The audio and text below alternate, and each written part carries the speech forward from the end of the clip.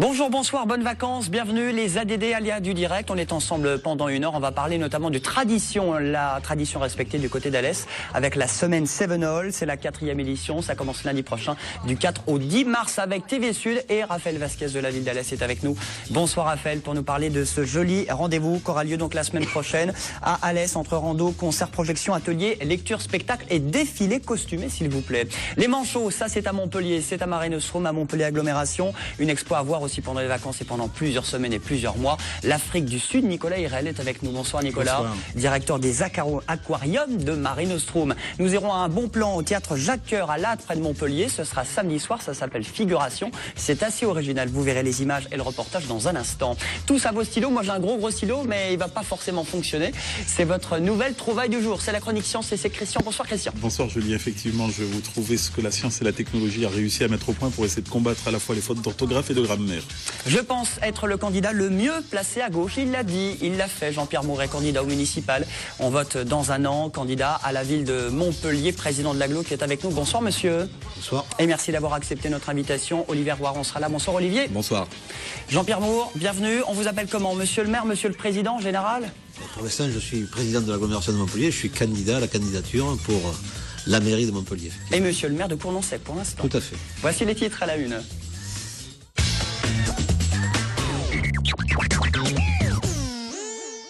Avec l'actualité, d'abord dominée par cette triste nouvelle, la disparition Marlène Mecque de Stéphane Hessel. Oui, il est mort hier à l'âge de 95 ans. L'auteur d'Indignez-vous, son manifeste édité à Montpellier en 2010, s'est vendu à plusieurs millions d'exemplaires dans le monde entier.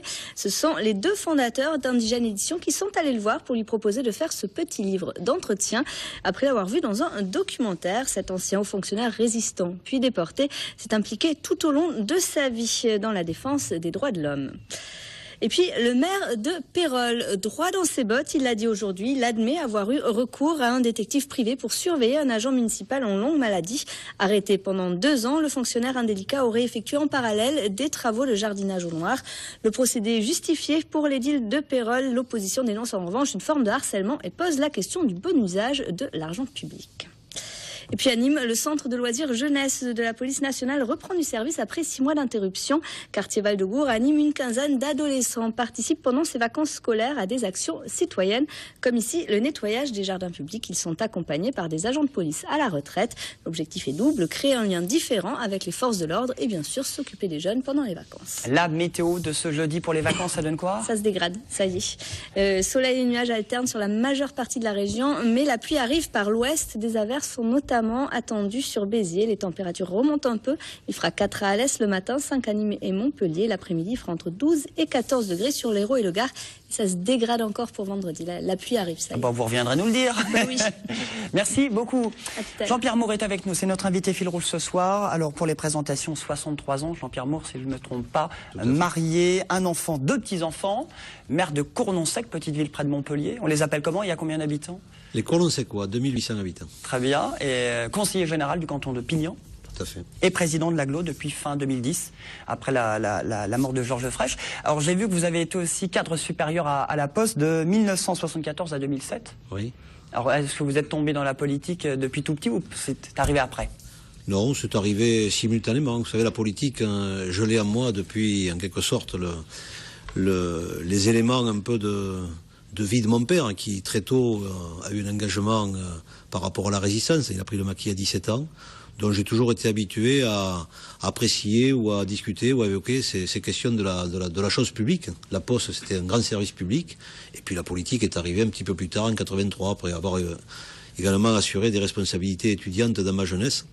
Donc il y a un lien entre tout ça, c'est-à-dire s'occuper de ce que j'appelle l'intérêt général, s'occuper des gens, et puis faire en sorte de toujours aller de l'avant, dans l'écoute, le respect, et puis la dynamique, la motivation. Alors passionné, donc la Poste, la politique, passionné aussi par le sport, vous adorez le foot?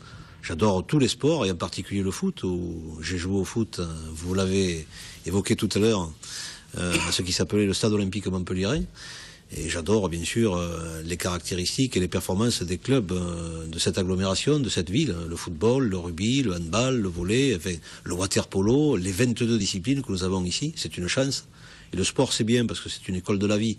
Ça crée du lien, ça crée du collectif, ça crée de l'effort, ça crée également du recul. Ça permet également de croiser ce qu'on appelle les solistes, les porteurs d'eau, mais également un collectif qui doit se mettre au diapason de la qualité de jeu, mais également du résultat à obtenir, tout en respectant l'adversaire. Alors vous aimez la politique et vous adorez Montpellier et les Montpelliérains, c'est l'info du jour. Et de troisième candidat à gauche, Olivier Roiran. Exactement. Et on va voir votre image du jour, c'est cette déclaration de candidature. C'était ce matin vers 11h, 11h30, au Café Riche, sur la place de la Comédie. Regardez. On va voir l'image. On va entendre le son même. La déclaration de candidature. Je suis devant vous aujourd'hui pour vous dire tout simplement que j'ai décidé d'être candidat à la candidature socialiste pour les élections municipales 2014 à Montpellier. Candidat à la candidature PS, pas candidat directement municipal.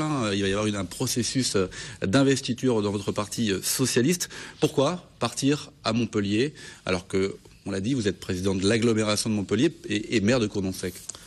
Parce que j'aime cette ville, j'adore cette ville. On vient d'évoquer un peu des liens plus anciens qui m'y rattachent. J'ai toujours vécu, c'est ma jeunesse, c'est ma vie active, c'est ma vie professionnelle, c'est ma vie politique. Cournon-Sec, c'est le village, effectivement, où, de par ma femme, j'exerçais également des responsabilités. J'irai au bout de ce mandat.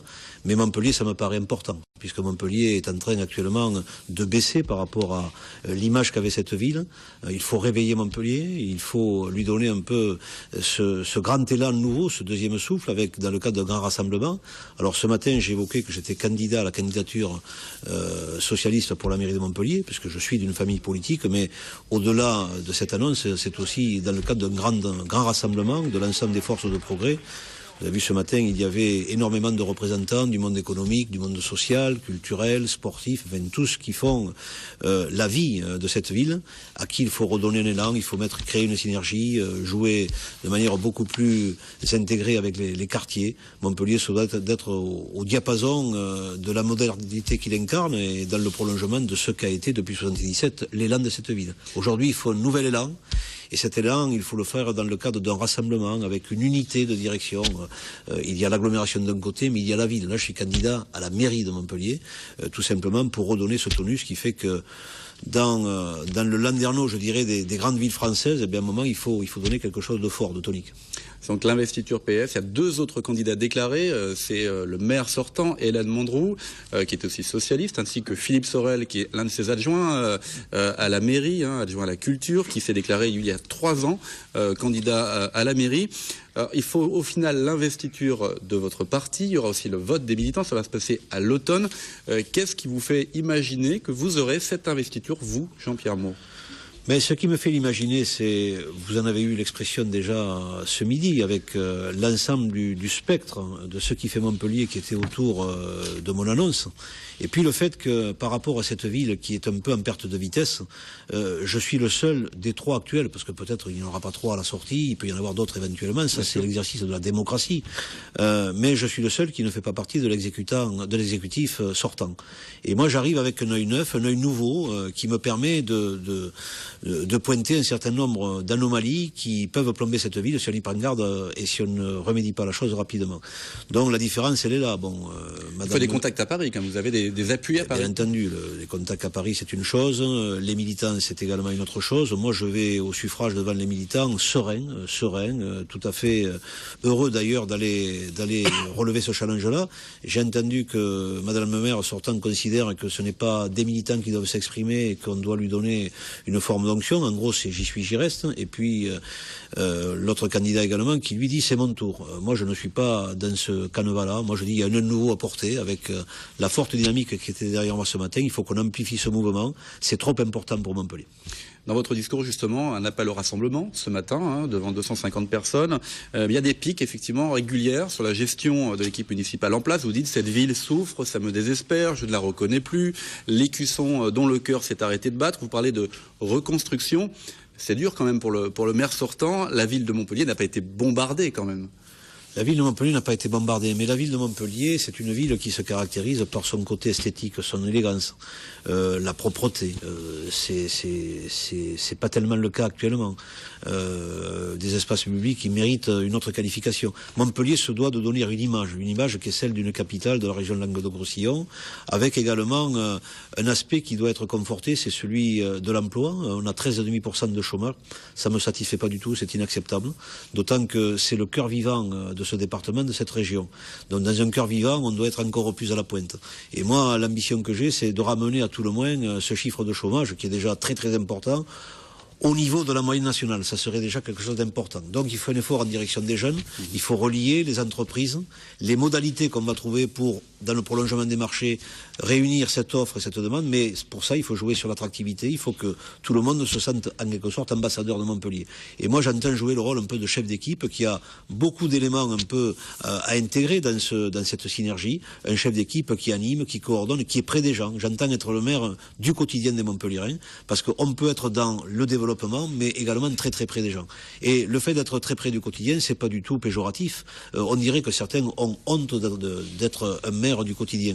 Moi, je le suis depuis 5 mandats. Mais ça veut dire tout simplement être à l'écoute des gens, les rencontrer, parce qu'ils sont porteurs de beaucoup d'idées, et les mettre dans le même emboîtement, en quelque sorte, qu'une ville qui marche ensemble. Votre programme, c'est peut-être un peu tôt pour en parler, mais quand même, on a vu effectivement un certain nombre de personnalités ce matin. Il y a des mondes très identifiés, le sport, l'économie qui était présent à votre déclaration de candidature. Ce sont des axes forts, le sport, l'économie. On a vu l'épisode de la CFE qui a été finalement réglé, mais quand même qui a créé une difficulté avec les commerçants, notamment du centre-ville. Oui, mais vous savez, le rôle d'un responsable, c'est pas quand tout va bien. Quand on inaugure, c'est parfait.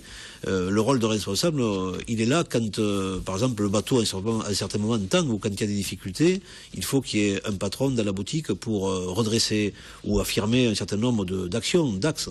Bon, vous avez recollé les morceaux avec les commerçants ? Je pense que oui. Je pense que oui. Le problème de la SFE, il est réglé. C'était pas comme problème Montpellier, mais moi j'ai réagi très vite. J'ai réagi à la semaine. La décision a été prise par le ministre une semaine après que j'ai repris contact, dès que les premières factures d'impôts sont rentrées. C'est pas un problème montpelliérain, c'est un problème qui ici s'est marqué parce que on a un tissu économique et social d'entreprise qui est d'une taille d'entreprise on a beaucoup d'entreprises, mais elles ne sont pas tellement musclées en termes d'effectifs. Vous avez la moyenne des TPE qui est de 1 par TPE, et les PME, PMI, c'est 9 salariés. Mais il y a 8000 entreprises qui sont entre les auto-entrepreneurs et puis également les petites tailles. Donc elles étaient davantage sensibilisées, fragilisées. On a réglé le problème. Par contre, ce qu'il y a de sûr, c'est que les grands marchés de travaux, d'investissement qui sont faits par l'ensemble des collectivités font qu'ici, il y a des possibilités pour aller beaucoup plus loin dans l'accroche sur l'emploi des jeunes qui attendent de l'emploi. Et ça, j'entends effectivement porter cette politique-là. Il y avait une personnalité présente ce matin lors de votre déclaration de candidature. C'est le président de la CCI, la Chambre de commerce et d'industrie, André Deljari, qui n'est pas vraiment ancré à droite, à gauche, c'est plutôt ancré à droite. C'est le patron du MEDEF. On va l'écouter, André Deljari, sur la raison de sa présence ce matin. Écoutez. Il faut soutenir les gens qui auront de grands projets, et je soutiendrai les personnes qui auront de grands projets pour la ville de Montpellier. Celui ou celles qui seront porteurs de projets, mais qui partiront dans les chicayas entre les uns et les autres, ne m'intéressent pas. Ceux qui m'intéresseront, ce sont les personnes qui présenteront de grands projets pour cette ville.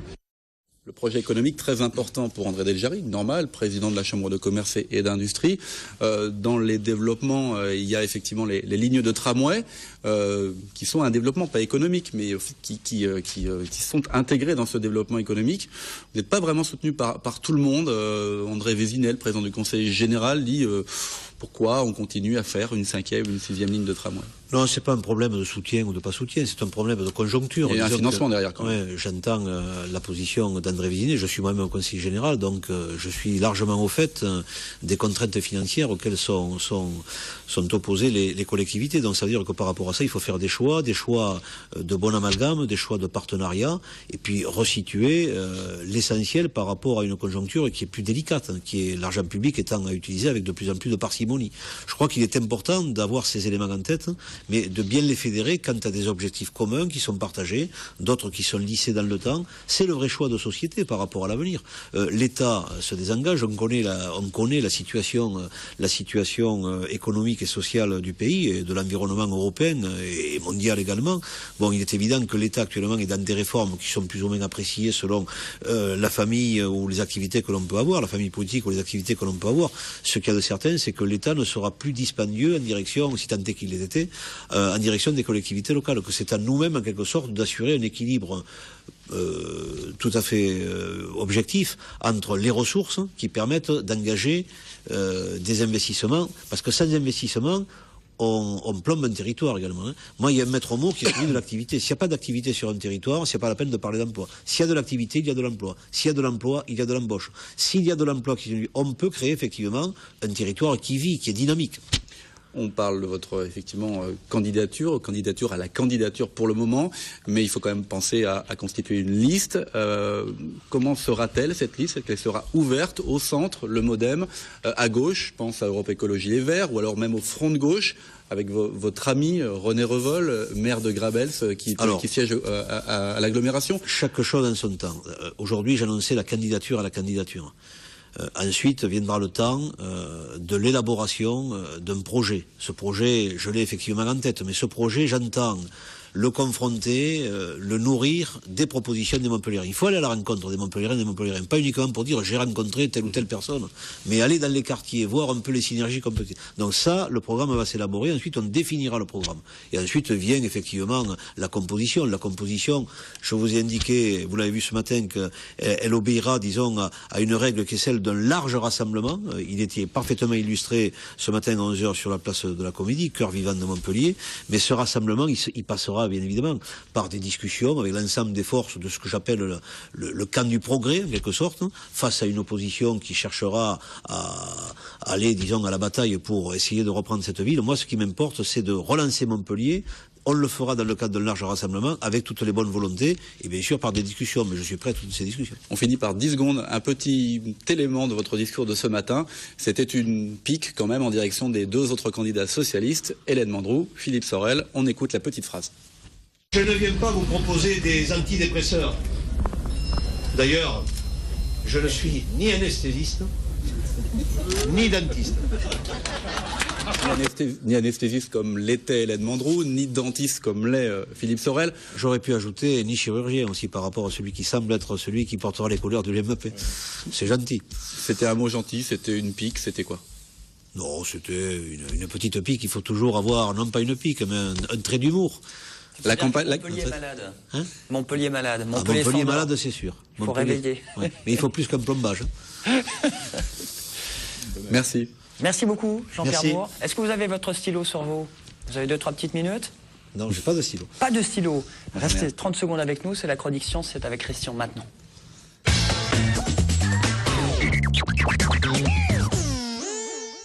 Avec un stylo inventé par des Allemands, non pas par des Américains pour une fois, et c'est un stylo qui détecte les fautes d'orthographe. Voilà, c'est important. Absolument, c'est un stylo qui s'appelle LearnShift, qui vient en fait d'une préoccupation donc de parents en Allemagne qui se posent tout un ensemble de questions sur la nature et comment évolue l'écriture et l'orthographe. Et donc on peut le voir à l'image.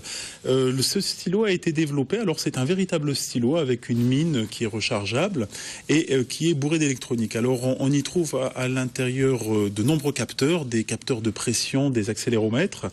C'est un stylo qui a pour objet, donc comme tout stylo, d'écrire.